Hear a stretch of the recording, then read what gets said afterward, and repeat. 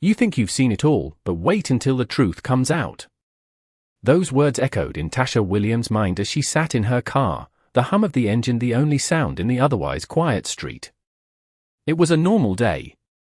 Sunlight streamed through the trees lining the road, casting long shadows that made the asphalt gleam. She had just finished a long day at work, her mind on the little things, picking up dinner, maybe watching her favorite show when she got home. She was still wearing her office clothes, a simple black blazer and tailored pants, her natural curls falling neatly to her shoulders. But little did she know, her calm drive home was about to take a turn she couldn't have imagined. A flash of blue lights behind her made her heart race. The police officer's car pulled up fast, the siren's shrill sound slicing through the air. Tasha's hand tightened on the steering wheel. She knew it was just a routine stop, but something about the officer's presence, the way he sped up to her car, made her uneasy. She pulled over and rolled down her window as he approached. "License and registration," the officer barked, his voice sharp, his expression cold. Tasha complied, taking a deep breath, trying to stay calm. "Is there a problem, officer?" she asked, maintaining her composure. "Just a standard check," he muttered. "You've been speeding." Tasha frowned. "I don't think I was speeding, sir. I've been keeping the speed limit." The officer's eyes narrowed. "Don't argue with me. Just hand me your papers." His tone was dismissive, like he'd already made up his mind about her. Tasha handed over her papers, but she couldn't shake the feeling that something wasn't right. He took her papers without a word, walking back to his car. Tasha watched him, the sinking feeling growing. She'd dealt with police before, but this felt different. The officer returned moments later, now even more agitated. "Step out of the car," he ordered abruptly. "Excuse me." Tasha's eyes widened. "Why?" "I haven't done anything wrong." The officer didn't respond. He just repeated, "Step out of the car. Now." His hand moved to his belt, where his handcuffs were clipped. Tasha's heart began to pound. This wasn't right. She was being treated like a criminal, when all she had done was drive home from work. "I'm not getting out of the car unless you tell me why you're detaining me," she said, her voice steady but firm. The officer's hand tightened around his cuffs, his jaw set. "You don't get to make the rules here. You'll get out, or I'll make you." Tasha could feel the tension building. She could feel his contempt, the way he was judging her, based solely on the color of her skin. She knew how these things went. She knew what would happen if she didn't comply, but something inside her told her not to back down. "Not today." "Call your supervisor," she said, her voice cold. "I want to know why I'm being treated like this." The officer's eyes flashed with irritation. "I don't need to call anyone," he snapped. "You're under arrest for refusing to cooperate." He reached for the door handle, pulling it open. Tasha's mind raced. She wasn't about to go down without a fight, not when she hadn't done anything wrong. She made a quick decision. "I'm not going anywhere," she said, her tone unwavering. "If you try to drag me out, I will press charges." The officer hesitated, taken aback by her calm resolve. His grip on the door loosened, but only for a moment. Then he reached for his radio. Tasha didn't wait for him to call for backup. Her phone was already in her hand, and she hit the button to dial. The phone rang once. Twice. She didn't need to say anything. The officer didn't know, but Tasha wasn't just any ordinary woman. She wasn't someone he could push around. As she held the phone, she could feel the power she had within her. She wasn't just an ordinary citizen in this moment. She was the daughter of Michael Williams, one of the most respected judges in the city. Her father had made a name for himself in the courtroom, fighting for justice, equality, and fairness. He had fought against corruption, defended the innocent, and earned the trust of countless people. But the officer didn't know that. He didn't know that Tasha's father had been on the phone with city officials just minutes before, making sure everything would be handled properly if she was stopped. He didn't know that she had already given them the heads up that something might go wrong today. but soon enough, he would. The officer's radio crackled, and his eyes flicked toward it. There was a pause, followed by the voice of his supervisor on the other end. "What's the situation, officer?" the voice asked, calm and authoritative. The officer, now visibly unsettled, hesitated before speaking. "I have a woman here, refusing to cooperate." His words trailed off as the supervisor interrupted. "What's her name?" The officer blinked, caught off guard. Her name is Tasha Williams, sir." There was a brief silence. "Tasha Williams," the voice on the other end repeated, a touch of disbelief in it. The officer looked at Tasha, who was now standing firm, her gaze unwavering. "Yes, sir," he replied, but his voice had lost its earlier confidence. He could tell something had changed. "Give her the papers back, and let her go," the supervisor's voice instructed. "Now." The officer hesitated but then complied, his expression now a mixture of confusion and embarrassment. As he handed back her papers, Tasha's calm gaze never wavered. "Thank you, officer," she said, her voice smooth. As the officer returned to his car, Tasha got back into hers, her heart still racing. She knew this wasn't the end of it. It was just the beginning. I could still feel the tension in the air as I drove away. The sun was now high in the sky, the streets bathed in daylight, the city's everyday noise returning to its usual hum. But something in me had shifted. I'd been humiliated, pushed around by a man who saw nothing more than a woman of color, a target for his power trip. I wasn't naive, I knew that feeling of being mothered. But today, I had the upper hand. And I knew it wouldn't end here. I was just about to prove to him, and to myself, that I was not someone who would be walked over. I took a deep breath and made a call. My fingers tapped against the screen, dialing my father's number. It rang once, then twice, and finally, he picked up. "Tasha? What's going on?" His voice sounded calm, like he already knew something had happened. "I need you to listen carefully," I said, trying to keep my tone neutral. "I was just stopped by a police officer. He was rude, disrespectful, and tried to arrest me without cause. I need you to get involved." There was a brief silence on the other end of the line, before my father spoke again. "I'm on it." The way he said it, no hesitation, no question, made it clear that this was more than just a daughter calling for help. This was something that had already been set in motion. As I hung up, I felt the weight of the situation sink in. The officer didn't know who I was. He didn't know that my father was one of the most respected judges in the state, someone who had been fighting for justice in this city for years. He didn't know that my name carried weight, that my family had built a legacy of law and order that ran deeper than the badge he wore. It was just a matter of time before he realized his mistake. I drove through the city streets, the familiar landmarks passing by like nothing had changed, but everything felt different. The stop wasn't just a random encounter. It was part of something bigger. And I knew that if it was up to me, the city would know what had happened. A few minutes later, my phone buzzed. My father's name lit up the screen again. I picked it up without hesitation. "He's been called in," my father said. "The supervisor is aware. The officer is about to hear from the top. They'll be making a public statement." My heart beat a little faster, not with fear but with anticipation. It was happening. The officer was about to learn that there was no escape from the system of checks and balances my father had spent his life upholding. The city was about to get a wake-up call. "And as for the city? You'll get your due," my father added, his voice steady. I could almost hear the gears turning in his mind as he prepared to take action. "I'll make sure of it." I exhaled slowly, finally feeling some relief. This wasn't just about me anymore. This was about making sure that the injustice I'd faced didn't go unnoticed, didn't get swept under the rug.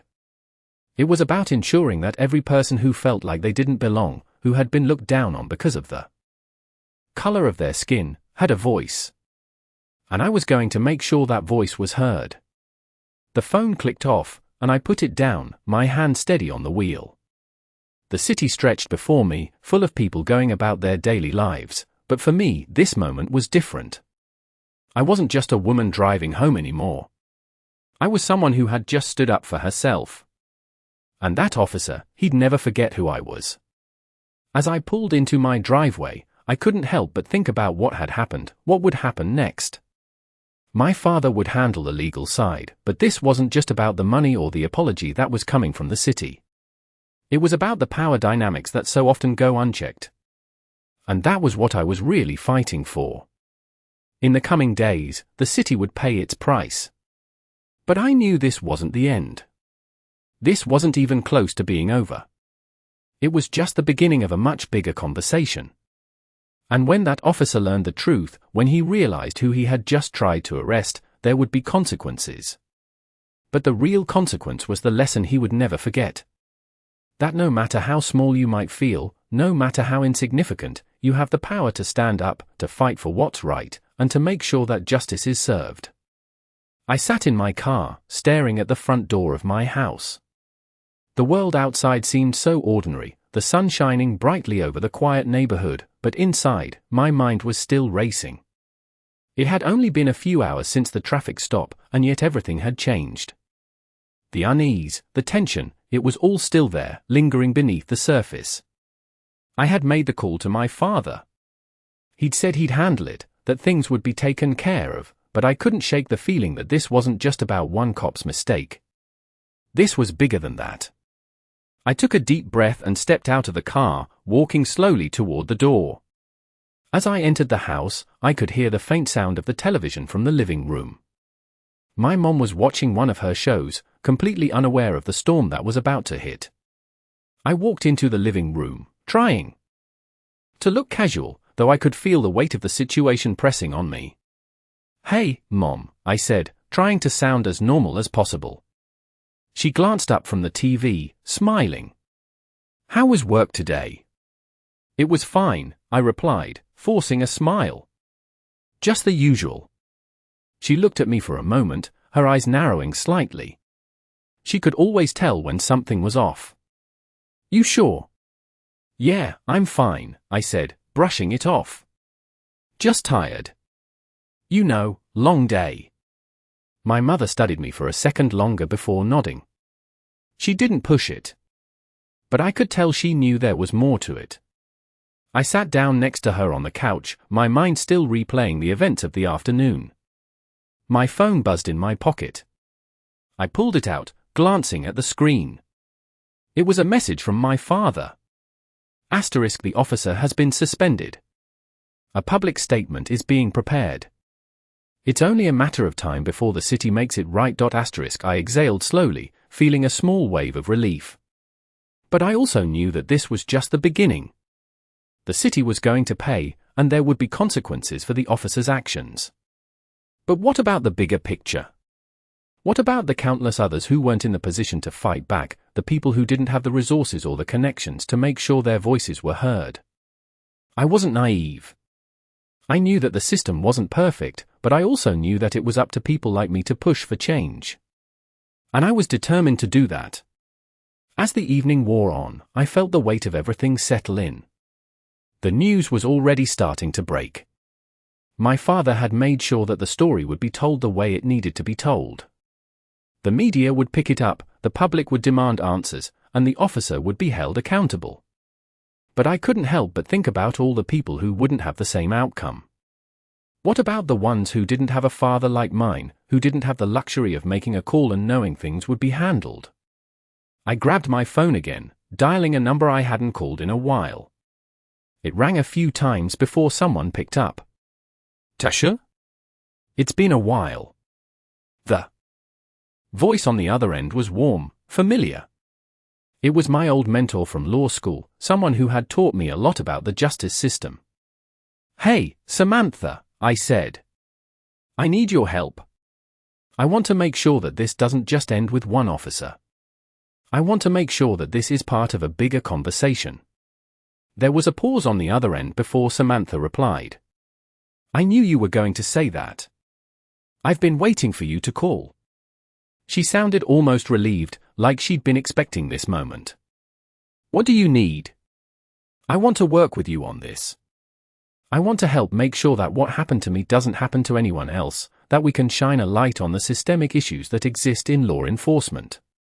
I need your expertise. I need you to help me figure out the next steps."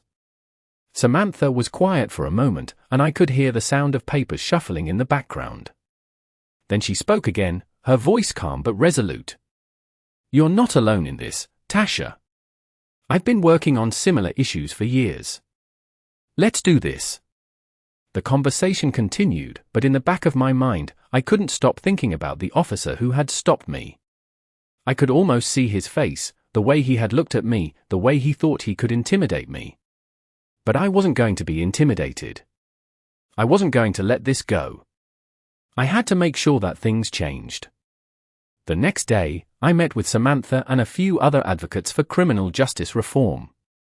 We sat around a table, discussing the details of what had happened to me and how we could use it as a catalyst for change. There was no going back now. The city would have to answer for its actions. And I was going to make sure that the officer learned that there were consequences to treating people like they were invisible. By the end of the meeting, we had a plan. We would push for more accountability, for better oversight, and for changes in the way the justice system worked. It wouldn't be easy. It would take time.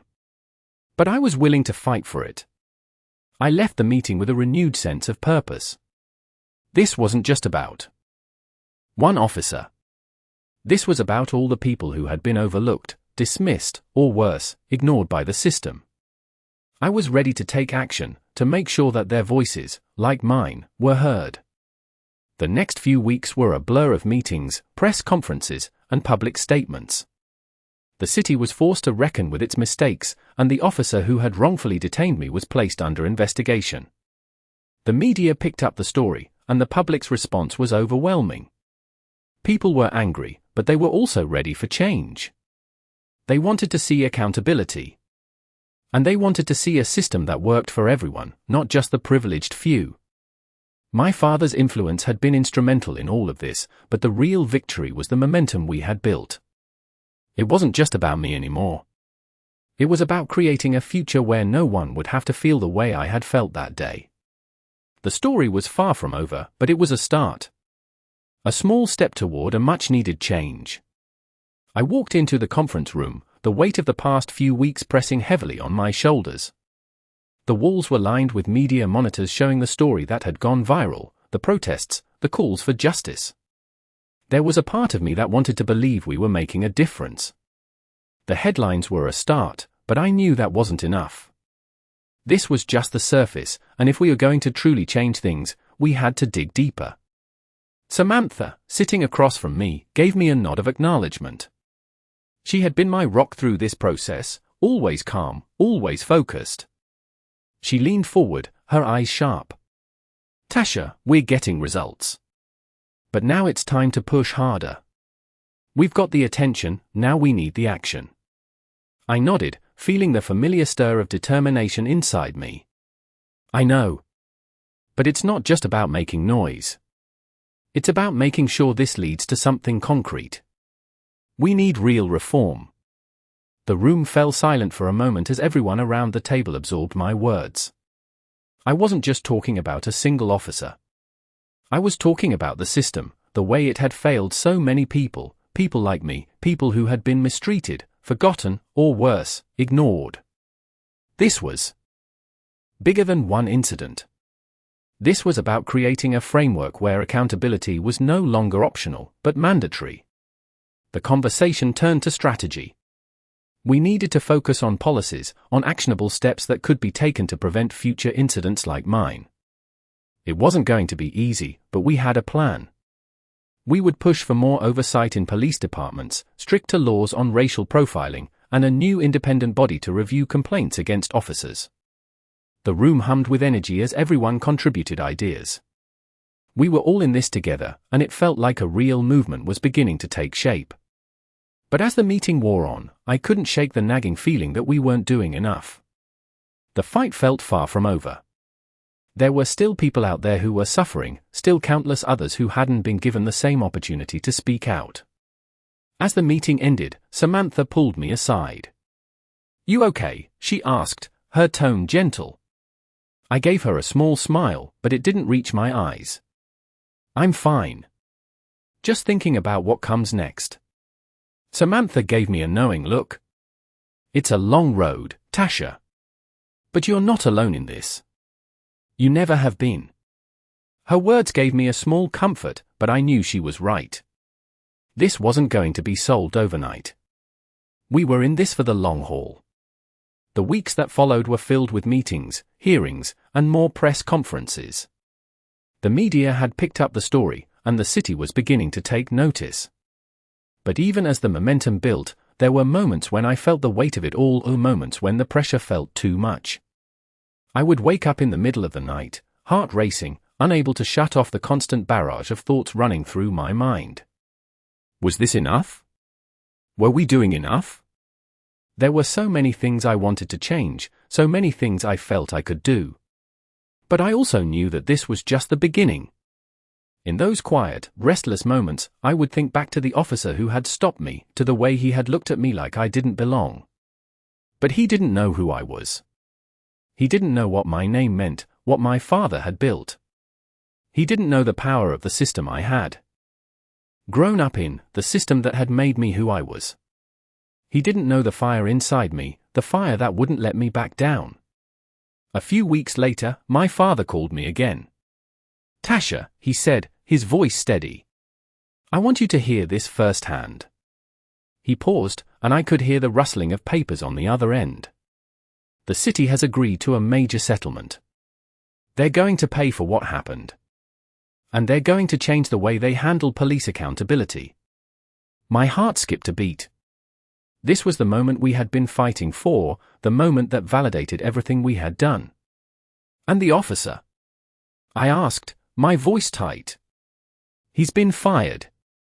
There will be an independent investigation. He'll face consequences, just like everyone else who has abused their power." I could hear the pride in my father's voice, but there was no room for celebration. This wasn't over. Not by a long shot. "We're just getting started," I said, my voice firm. My father chuckled softly. "That's my girl." As the days turned into weeks, the city began to change. The new policies started to take effect, and the calls for reform grew louder. But even as the system started to shift, I knew that this wasn't just about one victory. It was about the people we were fighting for, the ones who had no voice, the ones who had been silenced for far too long. The media buzz faded, the protests slowed, but the work was far from finished. And I was ready to keep fighting. Because in the end, it wasn't just about making history, it was about making a difference. And I wasn't going to stop until we had created a world where justice wasn't a privilege for the few, but a right for everyone. The phone rang early the next morning. I barely had time to pull myself out of bed before I grabbed it, seeing my father's name on the screen. "Tasha," he said, his voice calm but urgent.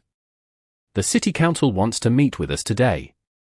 They're ready to move forward with the new reforms. This is it." I could hear the weight of the moment in his voice, but at the same time, I knew the real work was just beginning. "I'll be there," I replied, my voice steady. I quickly got dressed, pulling on a black suit that made me feel like I was ready for anything. As I looked at myself in the mirror, I realized just how far I'd come. A few weeks ago, I had been another woman pulled over, wronged by the system. Today, I was standing at the forefront of a fight for change. When I arrived at the meeting, the atmosphere was thick with anticipation. Local leaders, community organizers, and activists filled the room, all of them gathered for one purpose: to take action. The council members who had previously remained silent were now at the table, ready to address the injustice that had sparked the protests, the media attention, and the public outcry.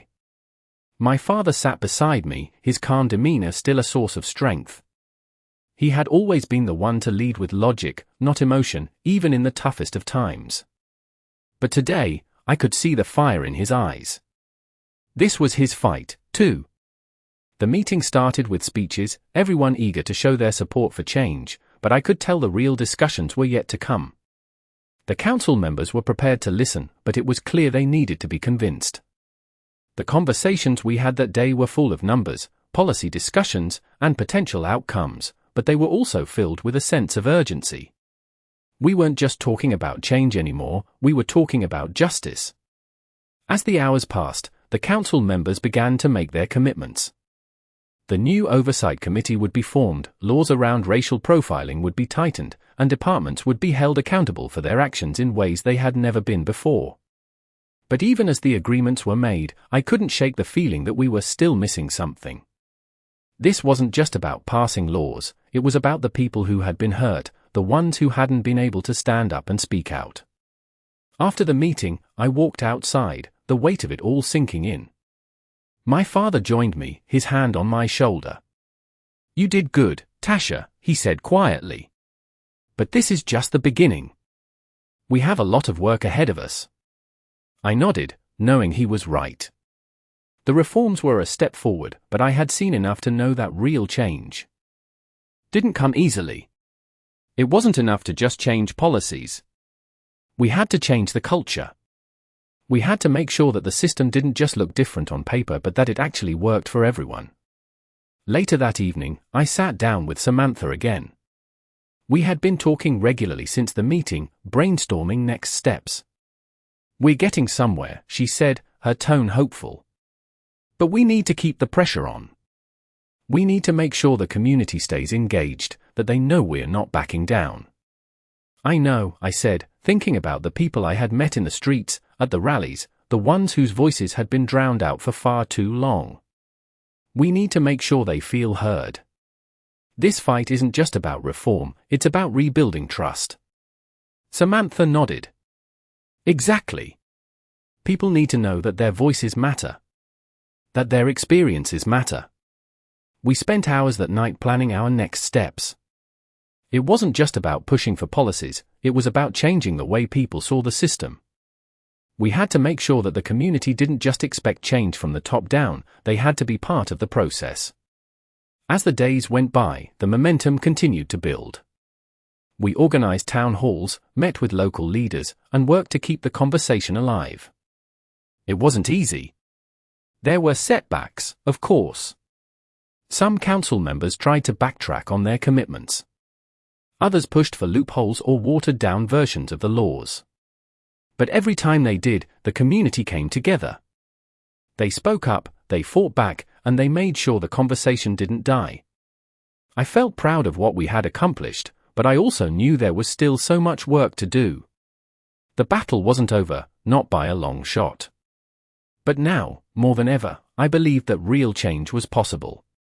I had learned something over the past few weeks, something that had always been there but had never fully clicked until now. The system wasn't going to change by waiting for someone else to fix it. If we wanted change, we had to make it happen. And that meant showing up. It meant fighting for what was right, even when it felt like the odds were stacked against us.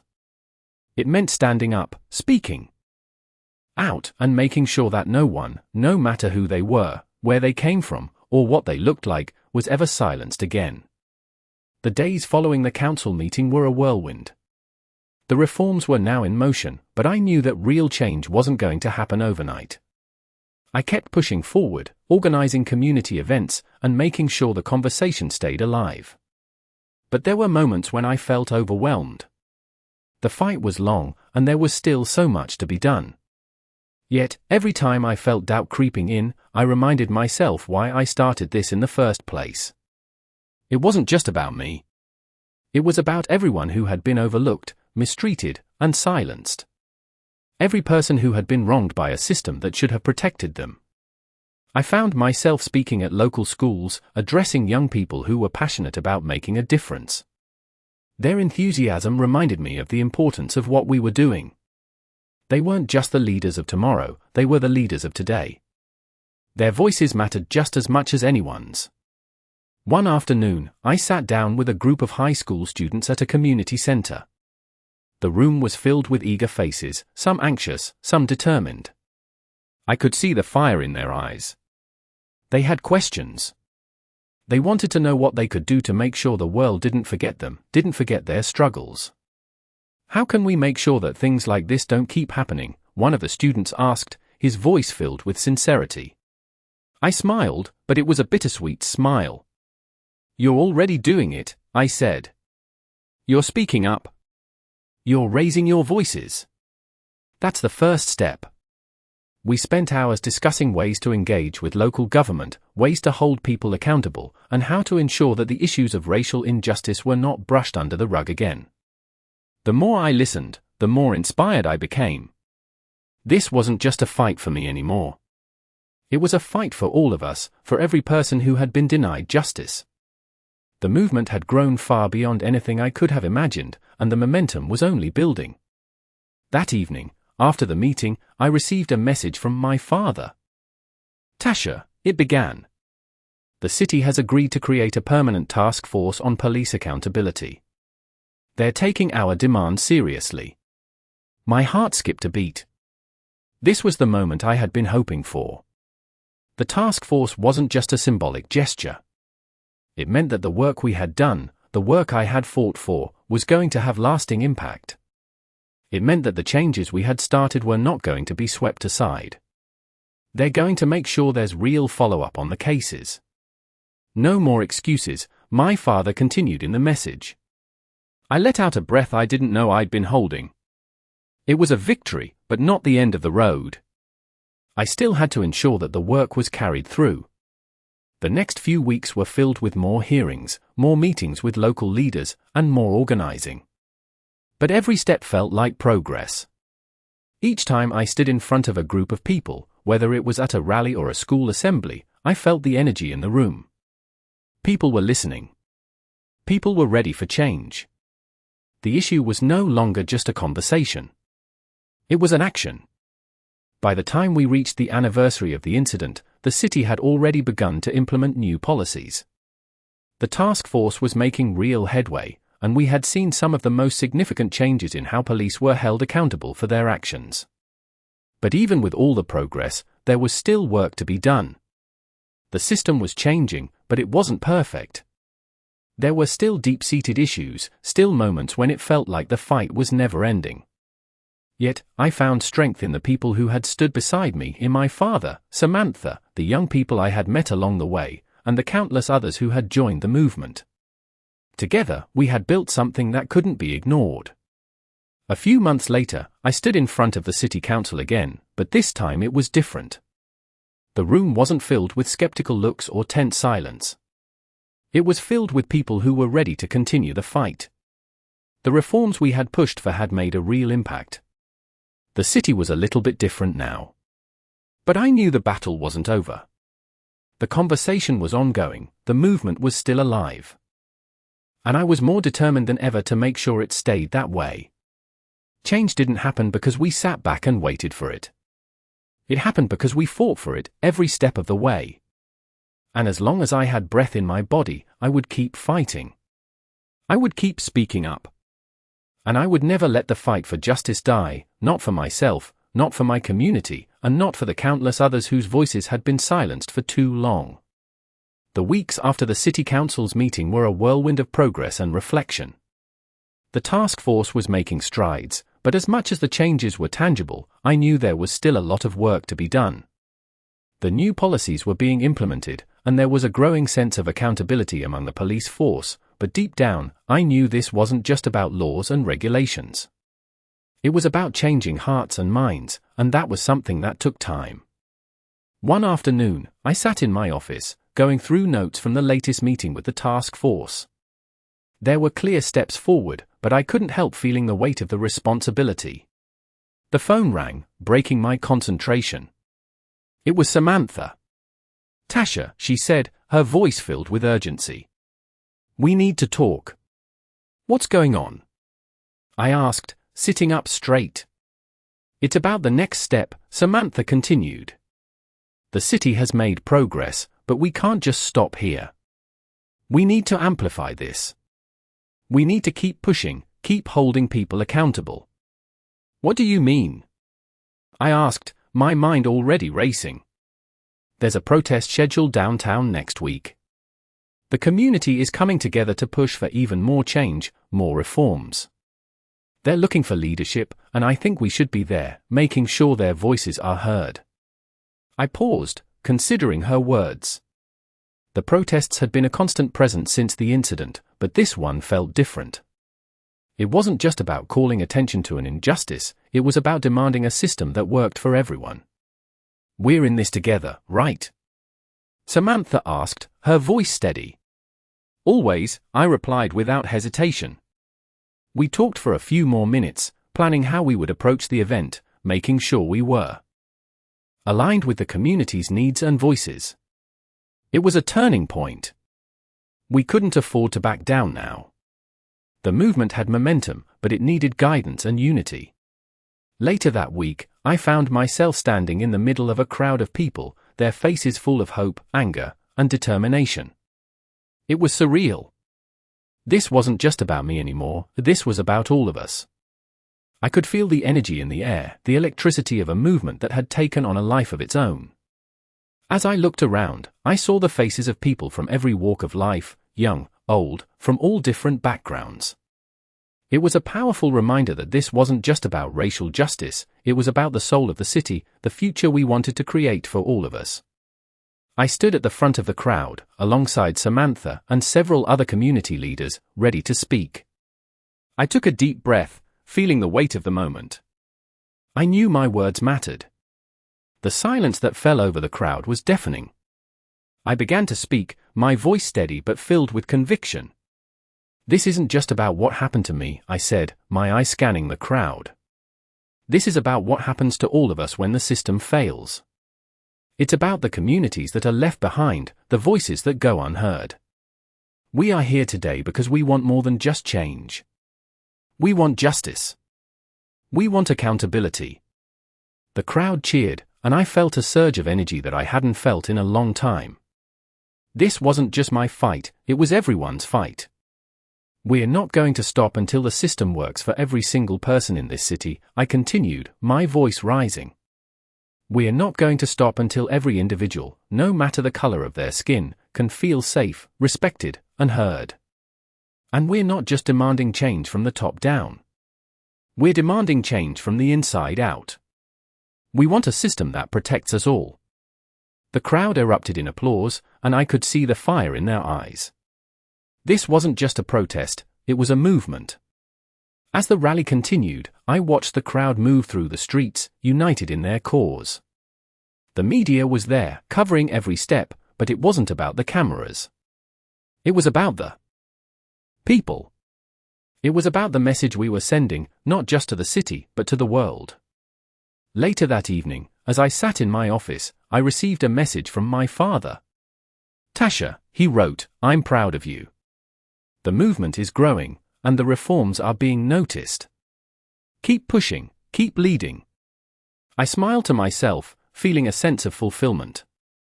The road ahead was still long, but every step we took was one closer to a future where justice wasn't just a dream, it was a reality. I thought about the young people I had spoken to, the ones who had stood with me, their eyes filled with hope. This was their future too. They were the ones who would carry the torch, and I had no doubt they would. The next day, the city announced another major step in the reform process. The task force was being expanded, with new members added from the community. It was clear that the city was listening, but I knew that we had to keep the pressure on. It wasn't enough for things to change for a moment. They had to change permanently. As the days passed, I saw more and more people speaking up, sharing their stories, and joining the movement. It felt like we were on the brink of something truly transformative. But even as the victories came, I knew there was still work to be done. The fight was far from over, and I was ready to keep pushing. I wasn't doing this for the headlines. I wasn't doing it for recognition. I was doing it for the people who had been silenced, for the ones who had been ignored, and for the future that we were fighting to create together. The momentum we had built was undeniable. People were waking up to the reality that this wasn't just a moment, but a movement. The press continued to cover the changes, and I could see the impact in the community. But still, I couldn't shake the feeling that we were only scratching the surface. The meetings were becoming more frequent, and every conversation seemed to raise new questions. How could we ensure that the changes weren't just a series of reforms on paper? How could we guarantee that they would reach the people who needed them the most? The task force was doing important work, but we needed to go further. It was time to take the next step. The week following the rally, I found myself at a meeting with city officials, activists, and community leaders. The room was filled with a sense of urgency, and for the first time in a long while, I felt like we were all aligned. This wasn't just about making sure things were right, it was about making sure that no one would be left behind. We can't stop here, I said, my voice carrying across the room. We need to make sure that these reforms reach the neighborhoods, the schools, the communities where the change is needed most. If we don't go to them, they won't know how to make their voices heard. The room was silent for a moment, as everyone took in my words. It was one thing to talk about change, it was another to make sure that it was tangible, real, and lasting. What do you suggest? A city council member asked, his tone thoughtful. We need more community involvement, I said firmly. More town halls, more outreach programs. We need to meet people where they are, listen to their concerns, and make sure they're part of the solution.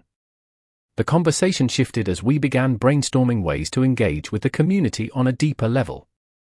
There were discussions about education, about creating spaces where young people could come together to talk about their experiences and their needs. We talked about forming partnerships with local organizations that could help amplify our efforts, and about making sure that everyone, no matter their background or their zip code, had access to the resources they needed to thrive. By the end of the meeting, it was clear that we were all on the same page. We weren't just fighting for policies anymore, we were fighting for a culture shift. A shift that would ensure that everyone, regardless of their race, their income, or their neighborhood, would have an equal chance at justice. The work ahead wouldn't be easy. But it was necessary. And I was ready for it. The following week, I attended a community outreach event organized by one of the local groups that had been instrumental in the movement. It was held in a park, and the energy was electric. People gathered in groups, talking, laughing, sharing their experiences. There were food trucks, music, and an undeniable sense of unity in the air. It felt like a celebration, but underneath it all, I could sense the determination. This wasn't just a party. This was a community that had come together to make their voices heard, to demand the changes that they had long deserved. I spent the day walking around, talking to people, listening to their stories. Every conversation reminded me why this fight mattered. It wasn't about the headlines or the press releases. It was about the real people who had been impacted by the injustices we were trying to fix. One woman, in particular, stood out to me. Her name was Maria, and she told me about her son, who had been stopped by the police several times without cause.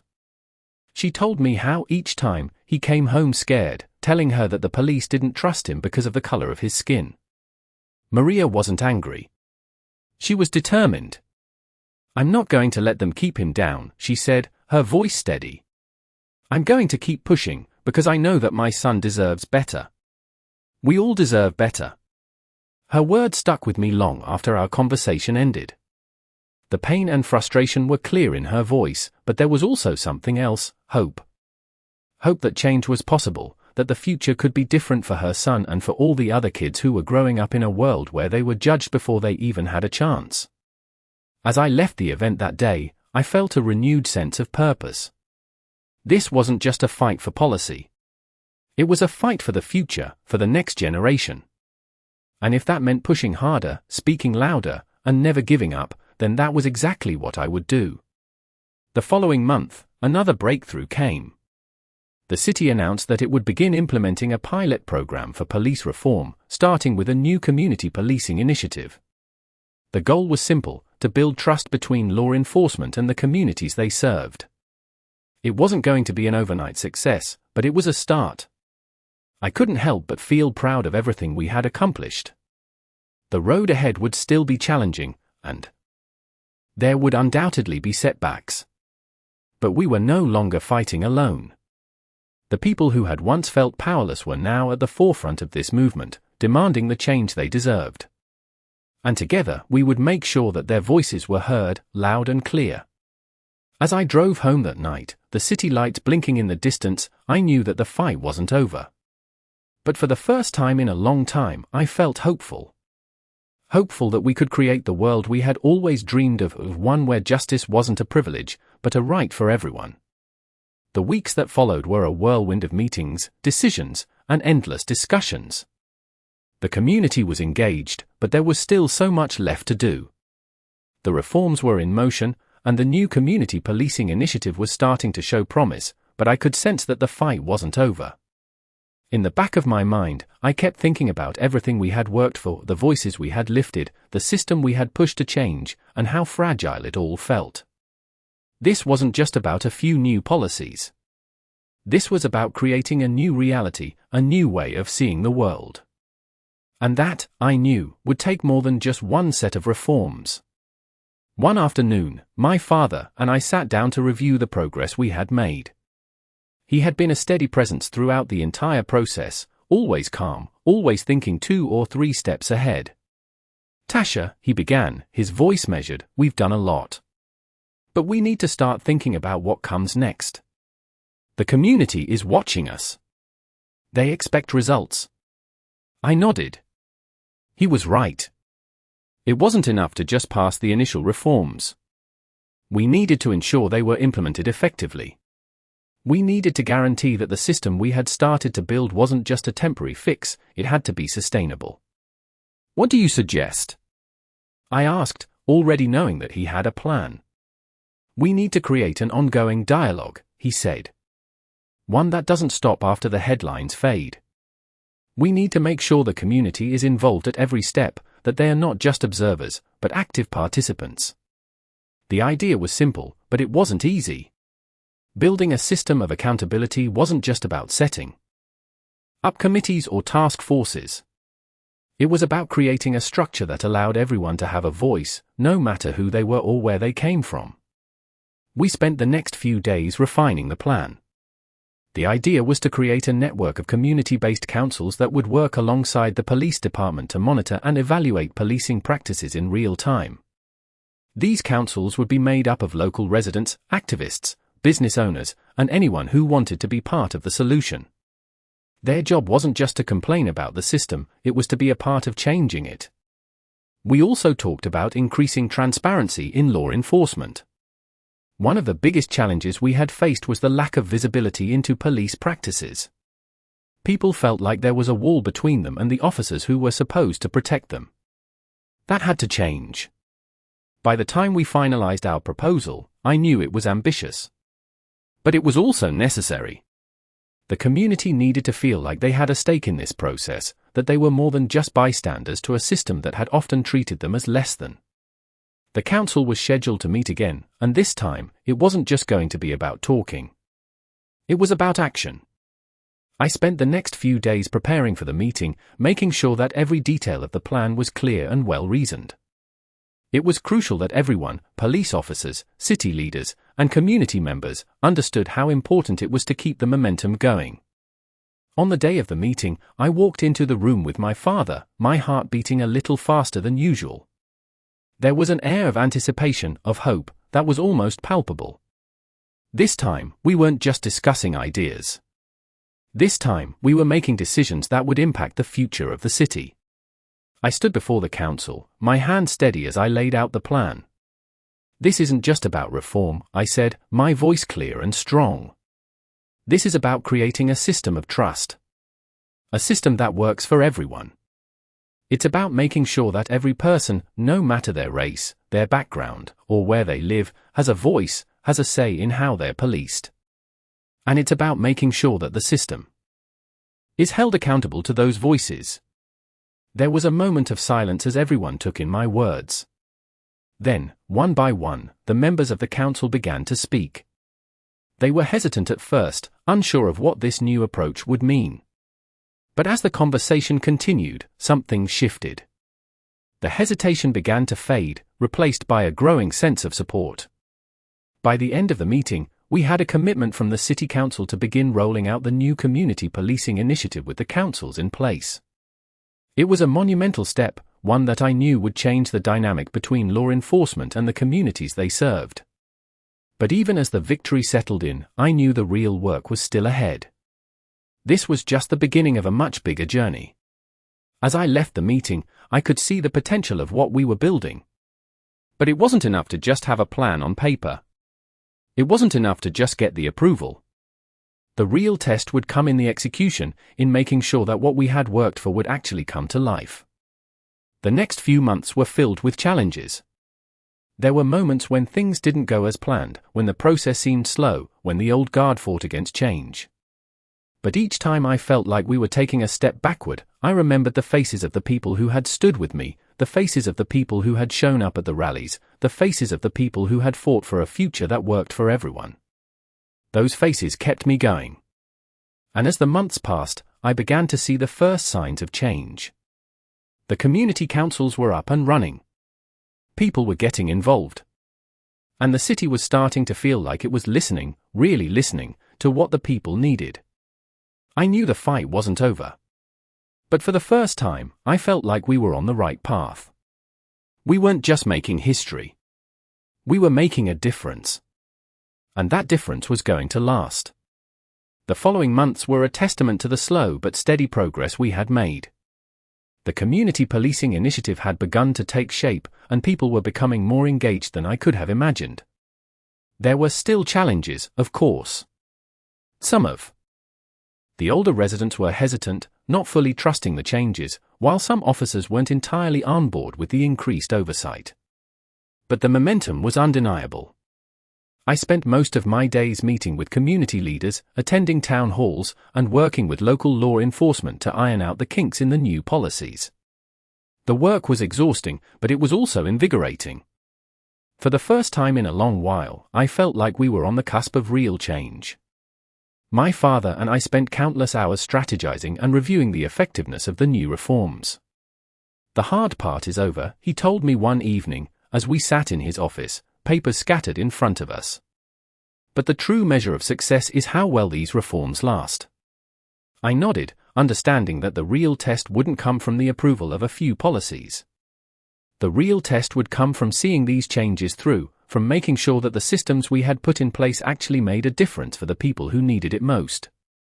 The task force was expanding, and with each passing week, we saw more and more people getting involved. I could see the change in the community. People were beginning to trust the police more, not because they were suddenly perfect, but because there was a visible effort to make them accountable. The transparency was slowly but surely shifting the dynamic between law enforcement and the neighborhoods they patrolled. But even as I felt hopeful about the progress, I knew the work was far from done. Every time I thought we had reached a milestone, another challenge arose. One evening, I received a call from one of the community leaders. "Tasha, we've got a problem," he said, his voice strained. "There's been another incident in one of the neighborhoods. It's not violent, but it's raising concerns." My heart sank. It felt like every time we made progress, something would remind me that change took time, and sometimes, time was a luxury we couldn't afford. "What happened?" I asked, my voice steady despite the growing anxiety in my chest. A young man was stopped by the police. No reason, just stopped. He showed his ID and everything, but the officer didn't let him go. Right away.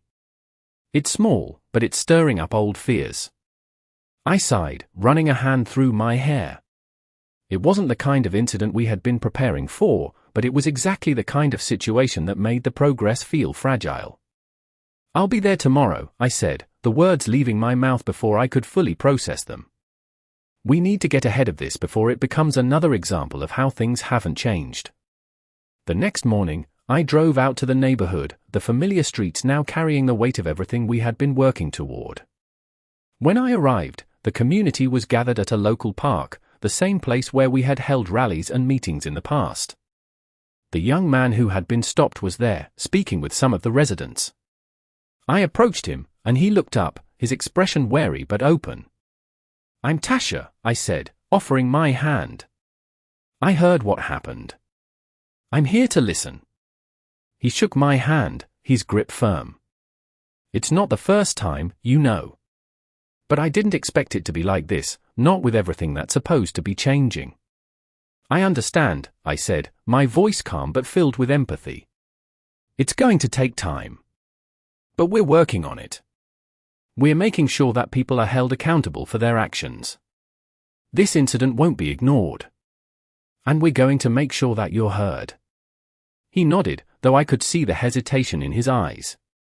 I just don't want things to stay the same, he said softly. I want to believe it's different, but it's hard. His words hit me harder than I expected. He wasn't just speaking for himself, he was speaking for every person who had ever been stopped, judged, or mistreated by the system. This was why we were doing this, so that the next generation wouldn't have to live with the same fears. I promised him that the matter would be addressed, and that the community would continue to hold those in power accountable. After a few hours of listening, engaging with residents, and answering questions, I left the park with a renewed sense of purpose. I knew this would be a long journey, but it was moments like this that reminded me why it was worth it. The work wasn't over. In fact, it was just beginning. But I could see the shift in the community. I could see people starting to believe that change was possible. Later that evening, I met with the task force, and we discussed the incident, using it as an opportunity to further improve the program. We can't afford to be complacent, I said, addressing the room. We have to continue to show people that we are not just listening, we're acting. Every small incident is a reminder that we need to keep moving forward. The room was filled with nods of agreement. We were all committed to seeing this through. We were building a new foundation for the future, one that would ensure everyone's voice mattered, that justice was not just a word, but a reality. As I drove home that night, I thought back to the young man at the park. I thought about his fears, his doubts, and the way he had hesitated to believe that things could really change. I made a promise to myself that night. I would keep pushing, keep fighting, and never stop working until we created the world we had all dreamed of, or a world where justice was not just for the privileged, but for everyone. As the days passed, the ripple effect of our work began to spread across the city. The community was more engaged than ever, and the changes we had set in motion were beginning to take root. People were starting to believe in the possibility of a future where justice was more than just an ideal, it was something they could feel in their daily lives. Yet, even with the momentum we had built, I knew there was still so much left to do. Every success, no matter how small, was a reminder that the system had failed countless times before, and it couldn't be fixed in a single stroke. It would take time, patience, and relentless effort. One afternoon, I was meeting with local business leaders and activists in a small conference room. The conversation was centered around the next phase of community involvement. We've made a lot of progress, but there's still a gap, one of the leaders said. There are still people who don't feel like they have a voice. People who don't trust the system, no matter how much we try to change it. I leaned forward, considering his words. He was right. We had made strides, but there were still deep divisions, and we needed to address them if we wanted to ensure lasting change. How do we reach those who feel left out? I asked, my voice steady but filled with a quiet urgency. We need to meet them where they are, he replied. We need to create spaces where they feel safe enough to speak up, where they can see that their voices truly matter.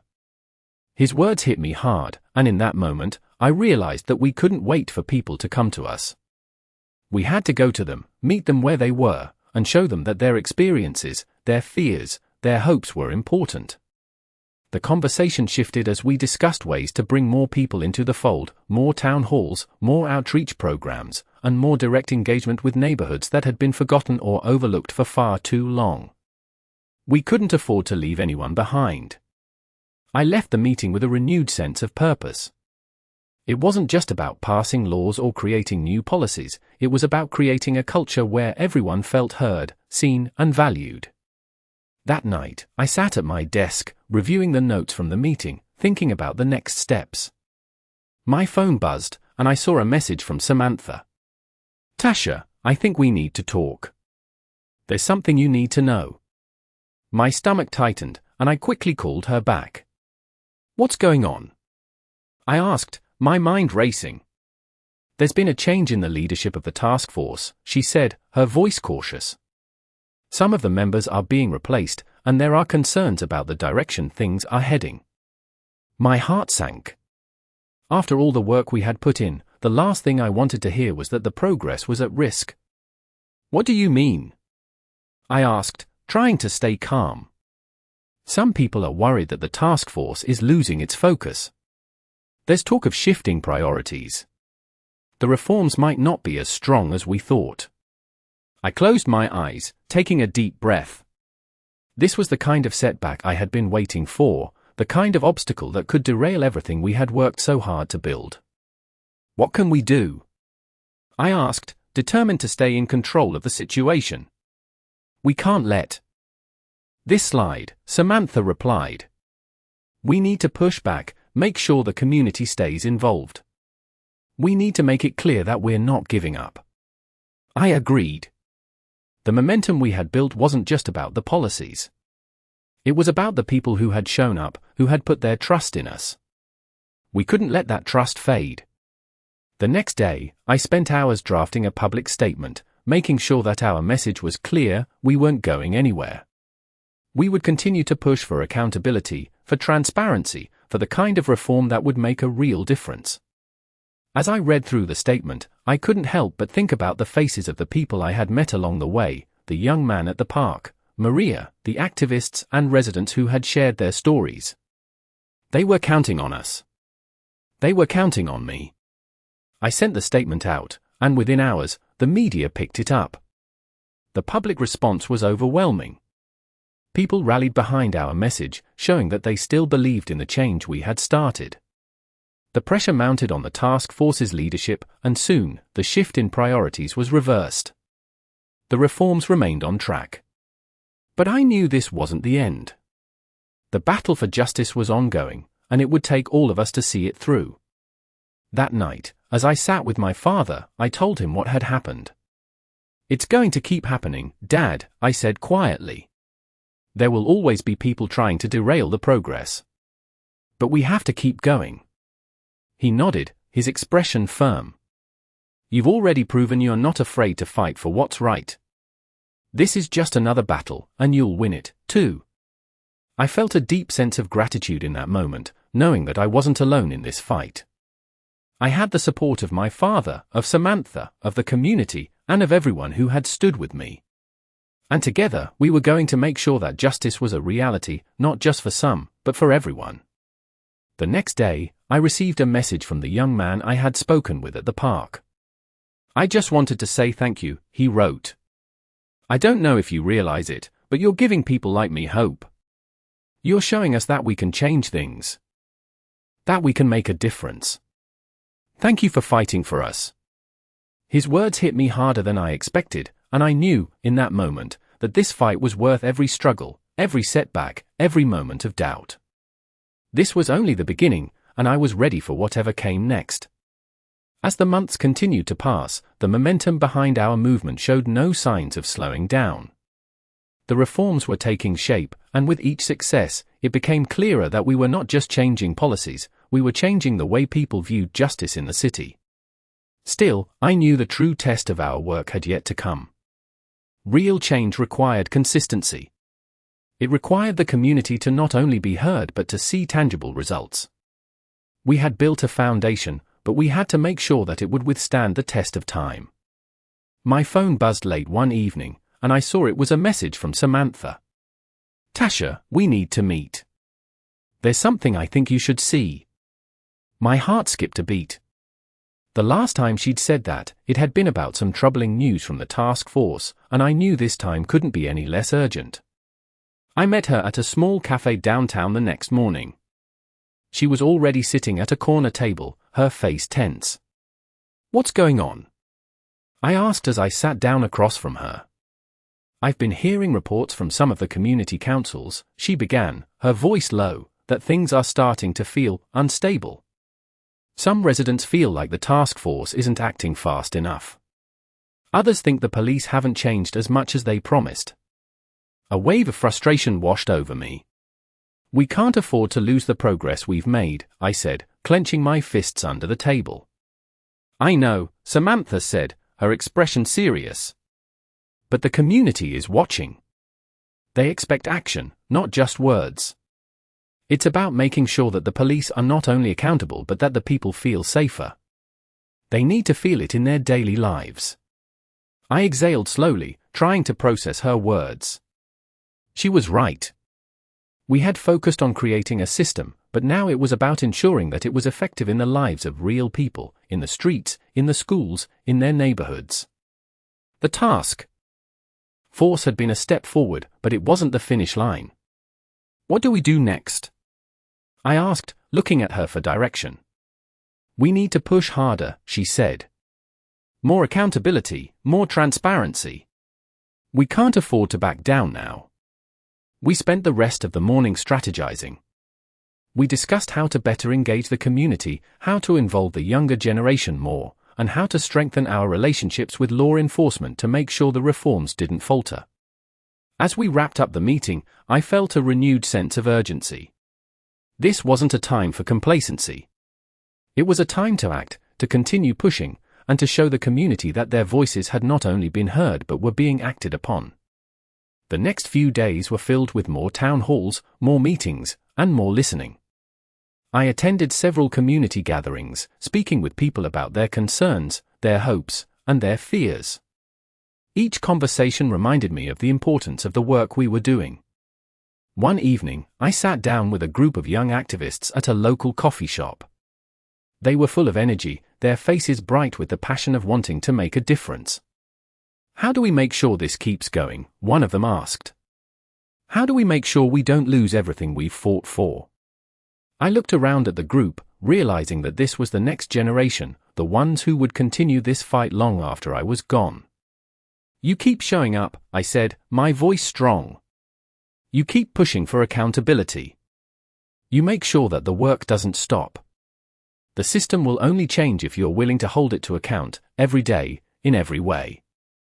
The room fell quiet for a moment, as the weight of my words sank in. Then, one by one, they nodded. We're in this for the long haul, one of them said. We won't let up. And just like that, I knew the fight would continue. But this time, it wasn't just my fight. It was theirs too. It was a collective effort, a shared dream. I walked away from that meeting with a sense of hope I hadn't felt in a long time. This was no longer just about creating change, it was about ensuring that change would last. The next few months were filled with new developments and progress. We saw more community members actively participating in the reform process, more conversations being had about police accountability, and more tangible steps toward the future we had all envisioned. But as much as things were changing, I knew the work would never be over. Change was constant, and as long as we kept pushing, we could keep the momentum alive. Then, one evening, as I was wrapping up a long day of meetings, my phone rang. It was a text from my father. I'm proud of everything you've done, Tasha. You've changed the game, and you've made a real difference. I stared at the message for a moment, feeling a mix of emotions. It wasn't just his pride I felt, it was the pride of the community, of the people who had fought alongside me, of everyone who had believed in this movement. I wasn't just a part of something bigger. I had helped create it. And that, in the end, was the greatest achievement of all. As I closed my eyes that night, I knew the road ahead would be long. But I also knew that I wasn't alone. We were all in this together, and as long as we kept fighting, we would keep moving forward. Together, we would create a world where justice was not just a dream, but a reality for everyone. It had been a year since the task force had started its work, and while the reforms we had pushed for were becoming part of the city's fabric, I could feel the tension rising again. It wasn't the same kind of tension we had faced when we first started. This time, it was the pressure to maintain the momentum, to make sure that all the hard work didn't fade into complacency. We had come a long way, but I knew the true measure of success would be in how we handled the setbacks, the inevitable resistance, and the unexpected challenges that would arise. One morning, I stood in front of the mirror, the weight of the day already hanging over me. I had a meeting with several city officials to discuss the continued implementation of the new policies, but there was something in the air that morning, something I couldn't shake. I checked my phone for any updates, seeing a message from my father, Tasha, don't forget why you're doing this. You've already changed the game. Keep your focus on the long-term goal. I'm proud of you. His words hit me harder than I expected. The fight had been so consuming, so immediate, that I'd lost sight of why I started in the first place. It wasn't just about the changes we were making, it was about ensuring a better future for everyone, especially those who had been left behind. I took a deep breath and set my phone down. Today wasn't about proving anything to anyone else. It was about continuing the work we had begun. The meeting with the officials was tense at first. There were concerns raised about how some of the new policies were being received by law enforcement, and there were whispers about possible backslides.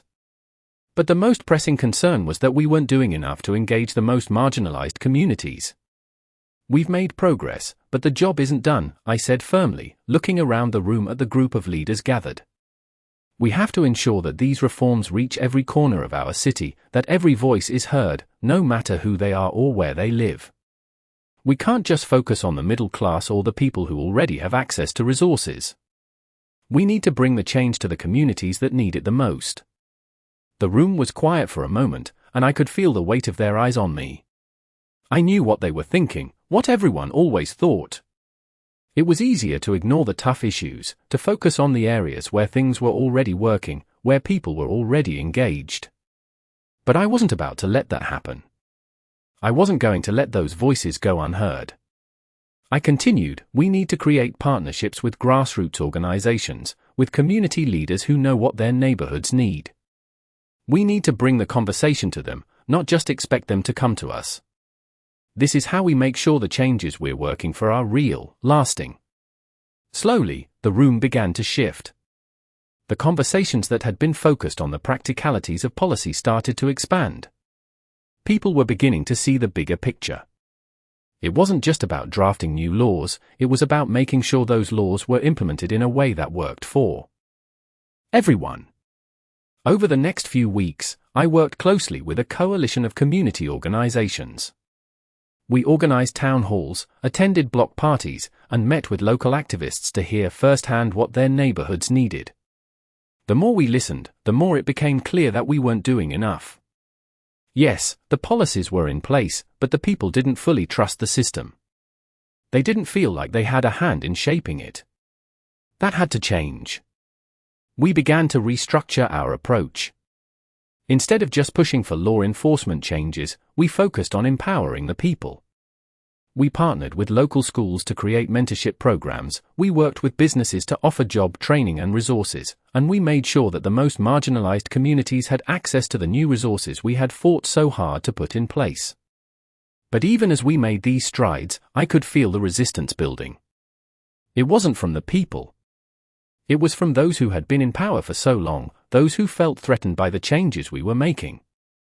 One evening, I got a call from Samantha. Tasha, I've been hearing rumors. There are some officers talking about pushing back against the new task force policies. They're not happy with the community oversight, and they're making their voices heard behind closed doors. My stomach dropped. It wasn't a surprise, but it was still a blow. What are they saying? I asked, already dreading the answer. They're questioning whether the reforms go too far, whether it's even possible to keep things fair with so much scrutiny, she replied. It's not just talk, Tasha. There are people in power trying to undermine everything we've worked for. The weight of her words lingered, and I felt my mind racing. This was the moment we had been preparing for, the backlash, the resistance that comes when real change starts to unsettle the status quo. We can't back down, I said firmly, despite the knot tightening in my chest. We've come too far, and we can't let fear dictate our future. We need to keep pushing. The next few days were filled with meetings, public statements, and more discussions with law enforcement.